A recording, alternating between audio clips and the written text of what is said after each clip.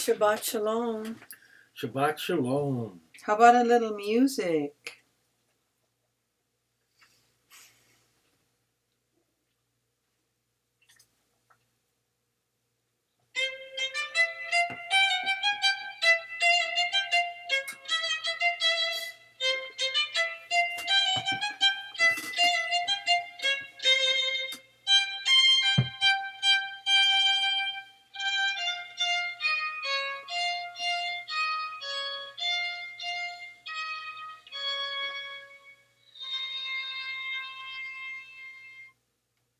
Shabbat Shalom, September 6th, 2025. And if you could please turn to page 220 of your complete Jewish Bible, you'll find Parashah 49, which begins with Deuteronomy 21:10. When you go out to war against your enemies, and Adonai your God hands them over to you, and you take prisoners, and you see among the prisoners a woman who looks good to you, and you feel attracted to her and want her as your wife, you are to bring her home to your house, where she will shave her head, cut her fingernails, and remove her prison clothing. She will stay there in your house, mourning her father and mother for a full month, after which you may go in and have sexual relations with her and be her husband, and she will be your wife. In the event that you lose interest in her, you are to let her go wherever she wishes, but you may not sell her for money or treat her like a slave, because you humiliated her. If a man has two wives, the one loved and the other unloved, and both the loved and the unloved wife have bore him children, and if the firstborn son is the child of the unloved wife, then when it comes time for him to pass his inheritance on to his sons, he may not give the inheritance due the firstborn to the son of the loved wife in place of the son of the unloved one, who is in fact the firstborn. No, he must acknowledge as firstborn the son of the unloved wife by giving him a double portion of everything he owns, for he is the first fruits of his manhood, and the right of the firstborn is his. If a man has a stubborn, rebellious son, who will not obey what his father and mother says, and even after they discipline him, he still refuses to pay attention to them, then his father and mother are to take hold of him and bring him out to the leaders of his town, at the gate of that place, and say to the leaders of his town, "The son of ours is stubborn and rebellious. He doesn't pay attention to us, lives wildly, gets drunk. Then all the men of his town are to stone him to death. In this way, you will put an end to such wickedness among you, and all Israel will hear about it and be afraid." If someone has committed a capital crime and is put to death, then hung on a tree, his body is to remain all night on the tree, but you must bury him in the same day. Because a person who has been hanged has been cursed by God, so that you will not defile your land, which Adonai your God is giving you to inherit. You are not to watch your brother's ox or sheep straying, and behave as if you hadn't seen it. You must bring it back to your brother. If your brother is not close by, or if you don't know who the owner is, you are to bring it home to your house, and it will remain with you until your brother asks for it. Then you are to give it back to him. You are to do the same with his donkey, his coat, or anything else of your brother's that he loses. If you find something he lost, you must not ignore it. If you see your brother's donkey or ox collapsed on the road, you may not behave as if you hadn't seen it. You must help him get up on their feet again. A woman is not to wear men's clothing, and a man is not to put on women's clothing. For whoever does these things is detestable to Adonai your God. It still doesn't look right.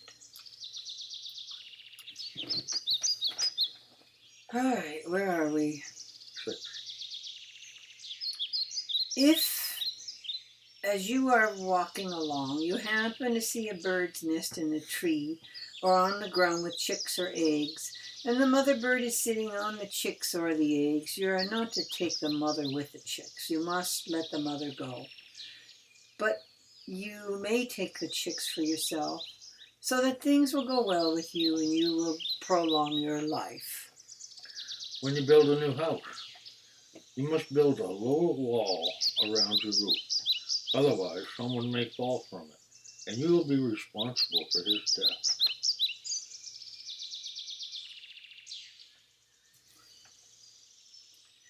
You are not to sow two kinds of seed between the rows of vines. If you do, both the two harvested crops and the yield from the vines must be forfeited.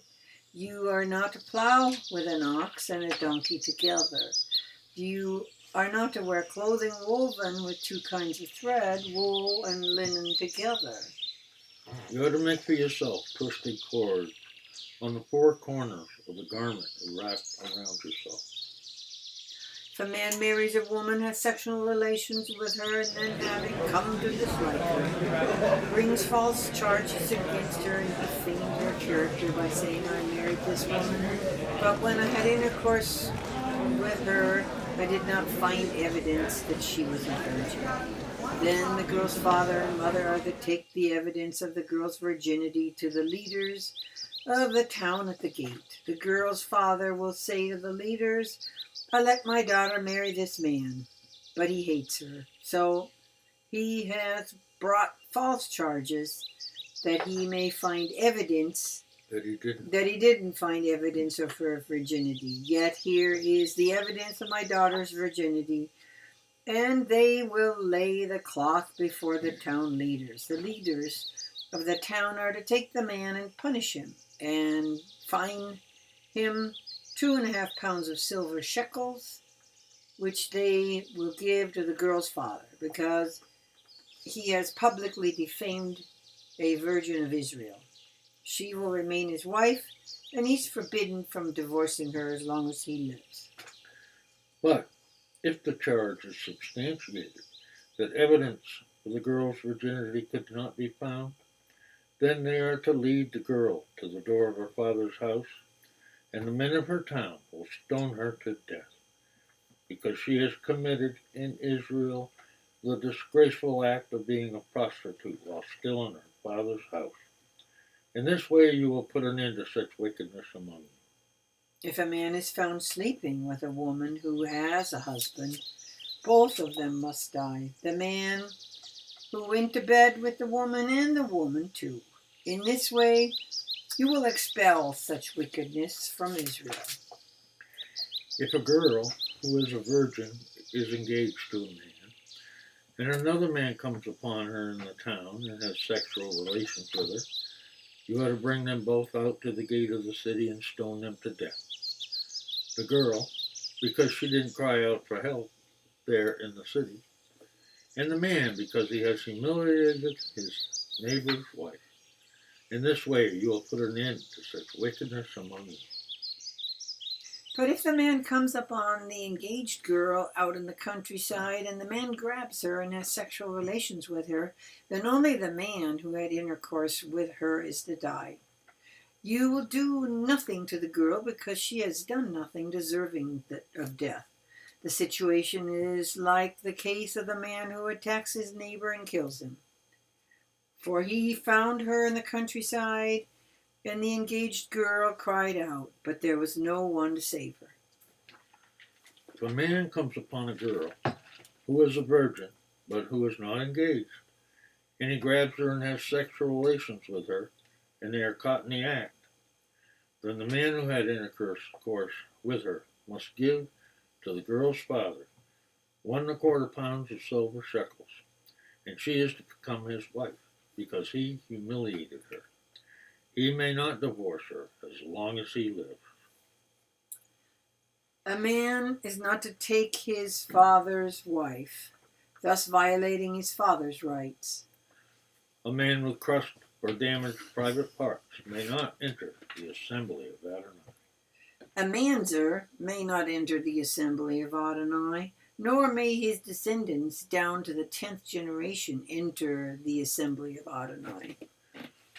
No Ammonite or Moabite may enter the assembly of Adonai, nor may any of his descendants down to the 10th generation ever enter the assembly of Adonai, because they did not supply you with food and water when you were on the road after leaving Egypt, and because they hired Bilam, the son of Beor from Petor in Aram Naharaim, to put a curse on you.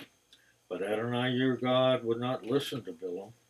Rather, Adonai your God turned the curse into a blessing for you, because Adonai your God loved you. So you are never to seek their peace or well-being as long as you live. But you are not to detest the Adomi, because he is your brother, and you are not to detest an Egyptian, because you lived as a foreigner in his land. The 3rd generation of children born to them may enter the assembly of Adonai. When you are in camp, at war with your enemies, you are to guard yourself against anything bad. If there's a man among you who is unclean because of nocturnal emission, he is to go outside the camp. He is not to enter the camp. When evening arrives, he is to bathe himself in water, and after sunset he may enter the camp. Also, you are to have an area outside the camp to use as a latrine. You must include a trowel with your equipment. And when you relieve yourself, you are to dig a hole first, and afterwards cover your excrement. For Adonai your God moves about in the camp to rescue you, and to hand over your enemies to you. Therefore, your camp must be a holy place.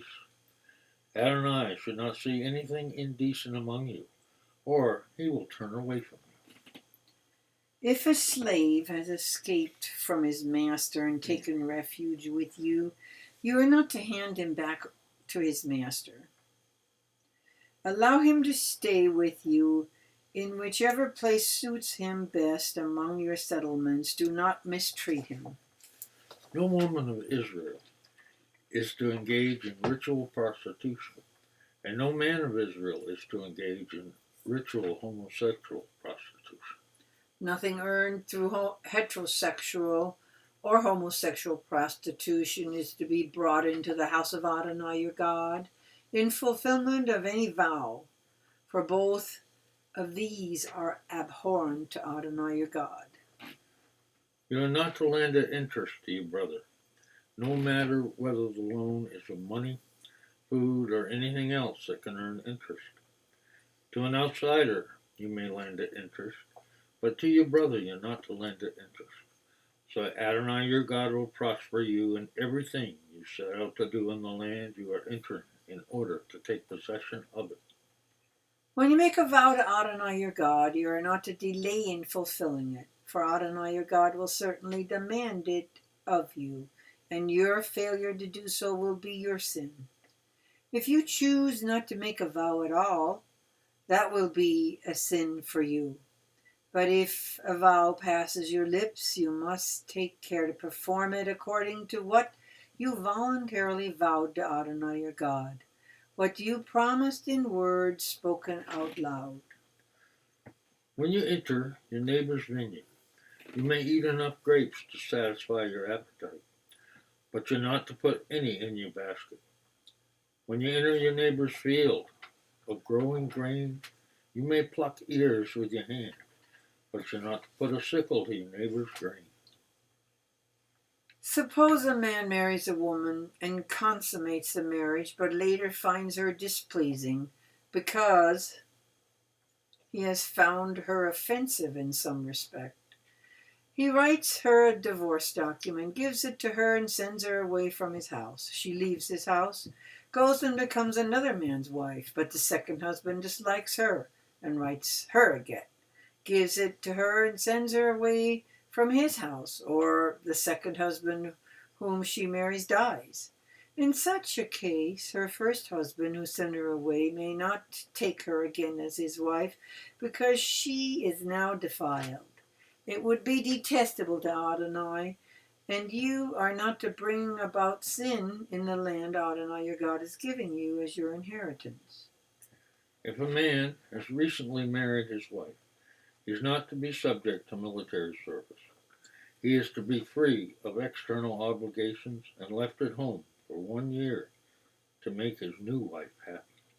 No one may take a mill or even an upper millstone as collateral for a loan, because that would be taking as collateral the debtor's very means of subsistence.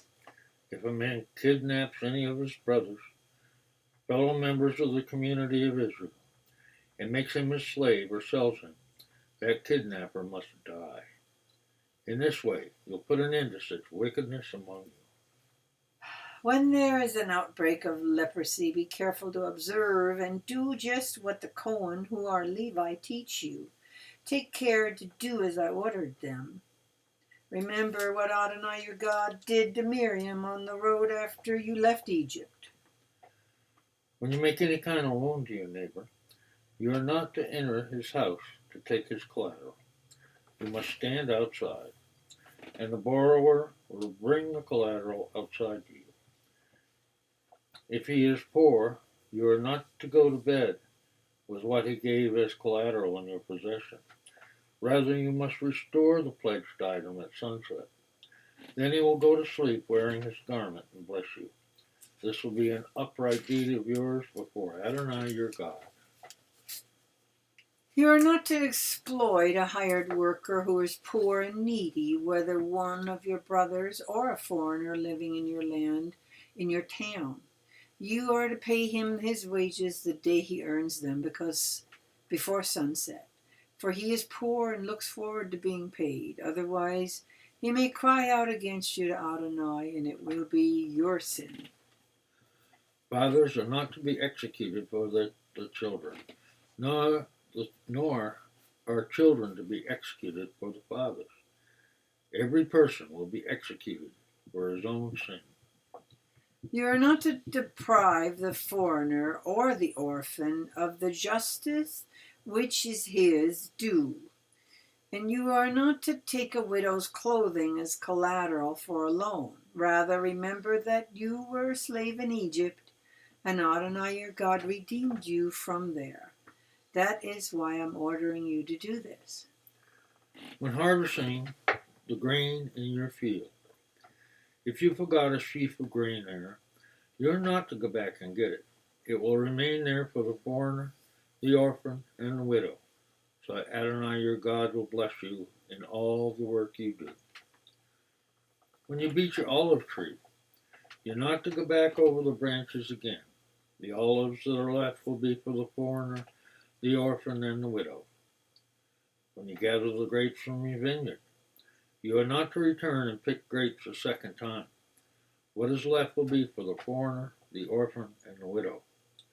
Remember that you were a slave in the land of Egypt. That is why I'm ordering you to do this.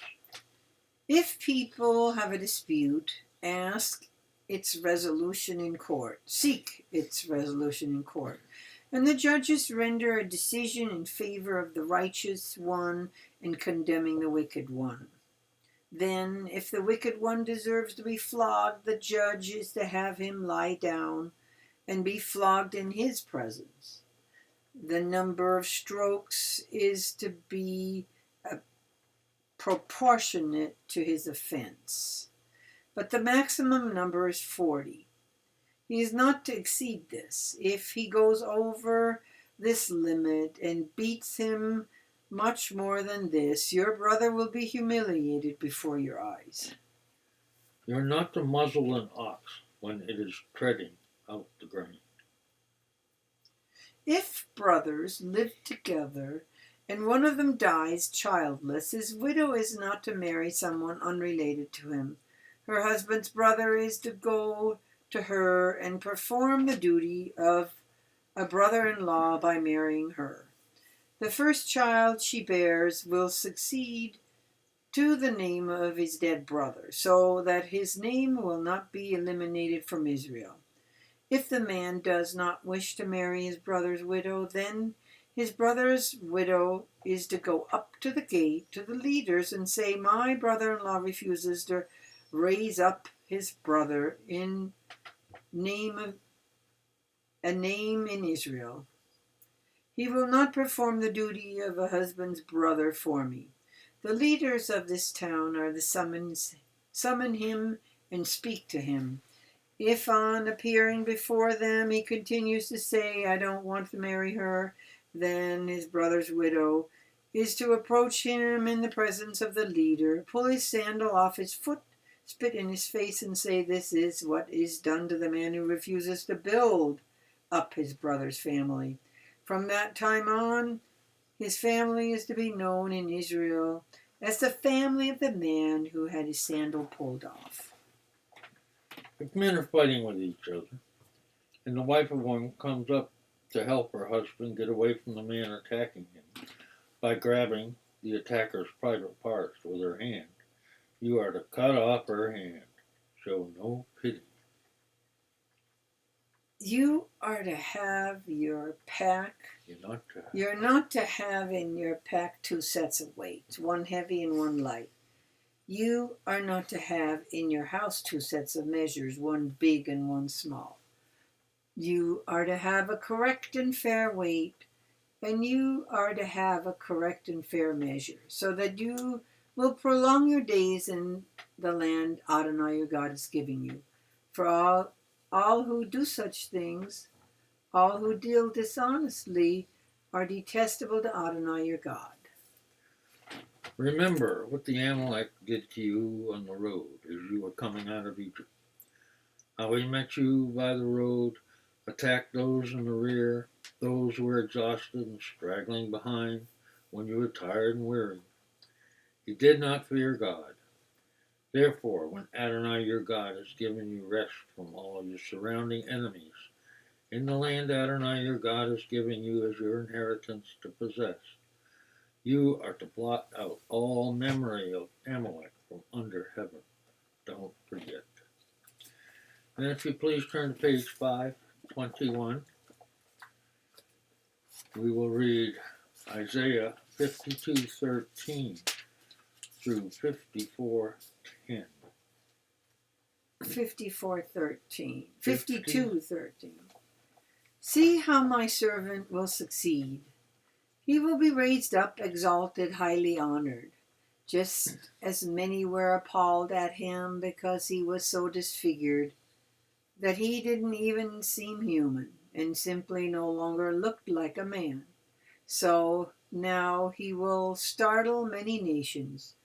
Because of him, kings will be speechless, for they will see what they had not been told. They will ponder things they had never heard. Who believes our report? To whom is the arm of Adonai revealed? For before him he grew up like a young plant, like a root out of dry ground. He was not well formed or especially handsome. We saw him, but his appearance did not attract us.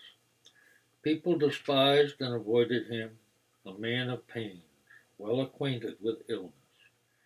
Like someone from whom people turn their faces, he was despised. We did not value him. In fact, it was our diseases he bore, our pains from which he suffered, yet we regarded him as punished, stricken and afflicted by God. But he was wounded because of our crimes, crushed because of our sins, and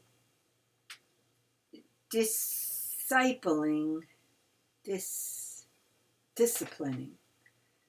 The disciplining that makes us whole fell on him, and by his bruises we are healed. We all, like sheep, went astray. We turned, each one, to his own way. Yet Adonai laid on him the guilt of us all. Though mistreated, he was submissive. He did not open his mouth.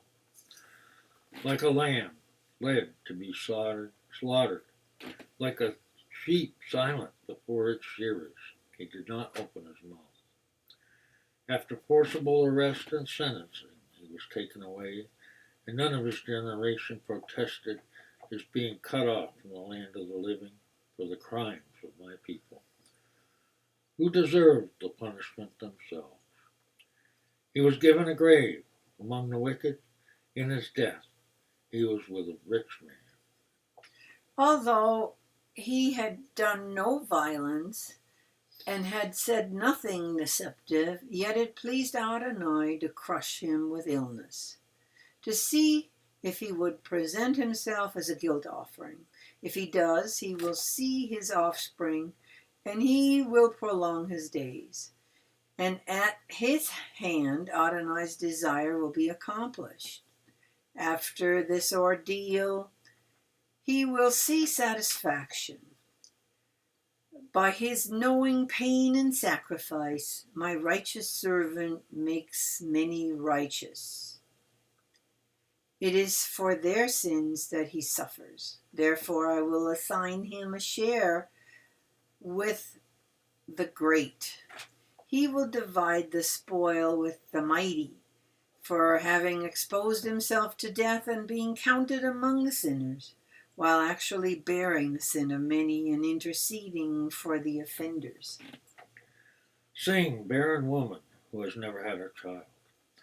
Burst into song, shout for joy, you who have never been in labor. For the deserted wife will have more children than the woman who is living with her husband, says Adonai. Enlarge the space for your tent, extend the curtains of your dwelling. Do not hold back. Lengthen your cords, make your tent pegs firm. For you will spread out to the right and the left. Your descendants will possess the nations and inhabit the desolated cities. Don't be afraid, for you won't be ashamed. Don't be discouraged, for you won't be disgraced. You will forget the shame of your youth, no longer remember the dishonor of being widowed. For your husband is your maker. Adonai Tazavo is his name. The Holy One of Israel is your Redeemer. He will be called the God of all the earth. For Adonai has called you back like a wife abandoned and grief-stricken. A wife married in her youth cannot be rejected, says your God. Briefly I abandoned you, but with great compassion I'm taking you back. I was angry for a moment and hid my face from you, but with everlasting grace I will have compassion on you, says Adonai your Redeemer. For me this is like Noah's flood. Just as I swore that no flood like Noah's would ever again cover the earth, so now I swear that never again will I be angry with you or rebuke you. For the mountains may leave and the hills be removed, but my grace will never leave you, and my covenant of peace will not be removed, says Adonai, who has compassion on you. Then if you please turn to page 1247. We'll read Matthew 19:1 through 12.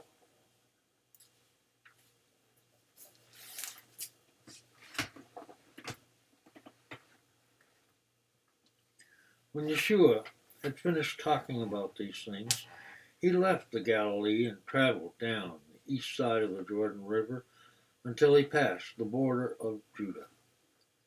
Great crowds followed him, and he healed them there. Some Pharisees came and tried to trap him by asking, "Is it permitted for a man to divorce his wife on any ground whatsoever?" And he replied, "Haven't you read that at the beginning the Creator made them male and female, and that he said, 'For this reason a man should leave his father and mother and be united with his wife, and the two are to become one flesh.'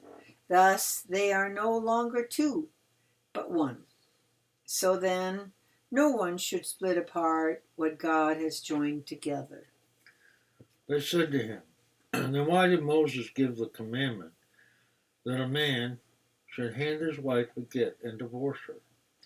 He answered, Moses allowed you to divorce your wives because your hearts are so hardened.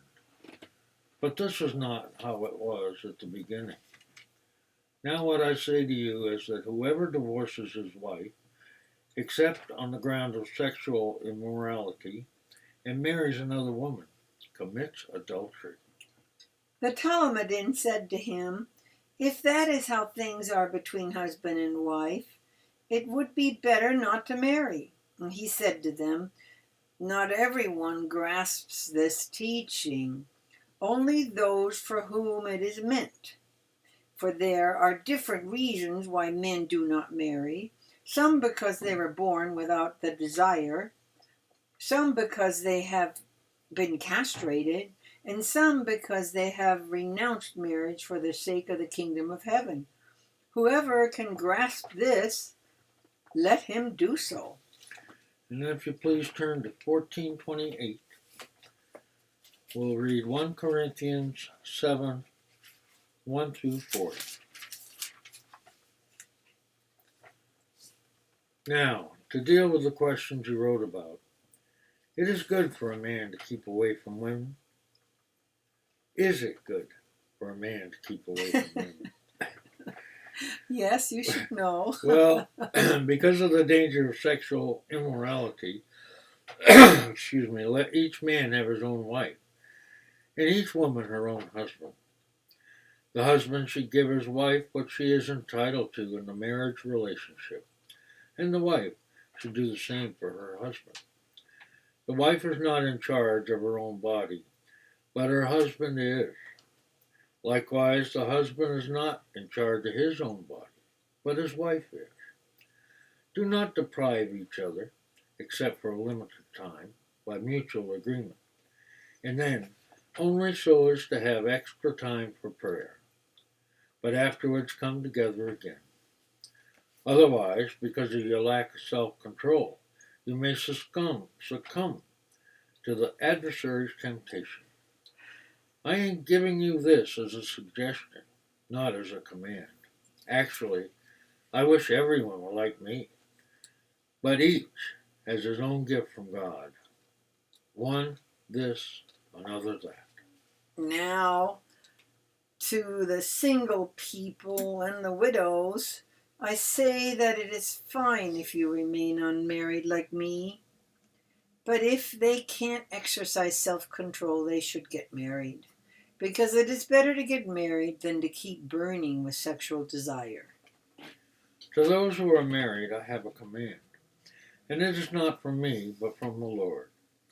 A woman is not to separate herself from her husband, but if she does separate herself, she is to remain single, or be reconciled with her husband. Also, a husband is not to leave his wife. To the rest I say, I, not the Lord, if any brother has a wife who is not a believer, and she is satisfied to go on living with him, he should not leave her. Also, if any woman has an unbelieving husband who is satisfied to go on living with her, she is not to leave him. For the unbelieving husband has been set aside for God by the wife, and the unbelieving wife has been set aside for God by the brother. Otherwise, your children would be unclean. But as it is, they are set aside for God. But if the unbelieving spouse separates herself, let him be separated. In circumstances like these, the brother or sister is not enslaved. God has called you to a life of peace. For how do you know, wife, whether you will save your husband? Or how do you know, husband, whether you will save your wife? Only let each person live the life the Lord has assigned him, and live it in the condition he was in when God called him. This is the rule I lay down in all the congregation. Was someone already circumcised when he was called? Then he should not try to remove the marks of his circumcision. Was someone uncircumcised when he was called? He shouldn't undergo circumcision, because circumcised means nothing, and being uncircumcised means nothing. What does mean something is keeping God's commandments. Each person should remain in the condition he was in when he was called. Were you a slave when you were called? Well, don't let it bother you. Although if you can gain your freedom, take advantage of the opportunity. For a person who was a slave when he was called and the Lord's freedman, For a person who was a slave when he was called is the Lord's freedman. Likewise, someone who was a free man when he was called is a slave of the Messiah. You were bought at a price, so do not become slaves of other human beings. Brothers, let each one remain with God in the condition in which he was called. Now, the question about the unmarried. I do not have a command from the Lord, but I offer an opinion as one who by the Lord's mercy is worthy to be trusted. I suppose that in time of stress like the present, it is good for a person to stay as he is. That means, if a man has a wife, he should not seek to be free of her. And if he is unmarried, he should not look for a wife. But if you marry, you do not sin, and if a girl marries, she does not sin. It is just that those who get married will have the normal problems of married life, and I would rather spare you. What I am saying, brothers, is that there is not much time left. From now on, a man with a wife should live as if he had none. And those who are sad should live as if they weren't. Those who are happy as if they weren't. And those who deal in worldly affairs as if not engrossed in them. Because the present scheme of things in this world won't last much longer. What I want is for you to be free of concern. An unmarried man concerns himself with the Lord's affairs and how to please the Lord. But the married man concerns himself with the world's affairs, with how to please his wife, and he finds himself split. Likewise, the woman who is no longer married, or the girl who has never been married, concerns herself with the Lord's affairs, with how to be holy both physically and spiritually. But the married woman concerns herself with the world's affairs, with how to please her husband. I'm telling you this for your own benefit, not to put restrictions on you. I am simply concerned that you live in a proper manner and serve the Lord with undivided devotion. Now, if a man thinks he is behaving dishonorably by treating his fiancée this way, and if there is a strong sexual desire so that marriage is what ought to happen, then let him do what he wants. He is not sinning. Let them get married. But if a man has firmly made up his mind, being under no compulsion, but having complete control over his will, if he has decided within himself to keep his fiancée a virgin, he will be doing well. So the man who marries his fiancée will do well, and then the man who doesn't marry will do better. A wife is bound to her husband as long as he lives. But if the husband dies, she is free to marry anyone she wishes, provided he is a believer in the Lord. However, in my opinion, she will be happier if she remains unmarried. And in saying this, I think I have God's Spirit. Oh, thank you, Father God, for this Shabbat and this reading. It definitely fits our current situation. as we often clash. Lord, help us. We humble ourselves before you this day and ask that you would guide us and keep us on the straight and narrow path that you've shown us so long ago. In the name of Yeshua we pray. Amen. Amen. Let's play some music.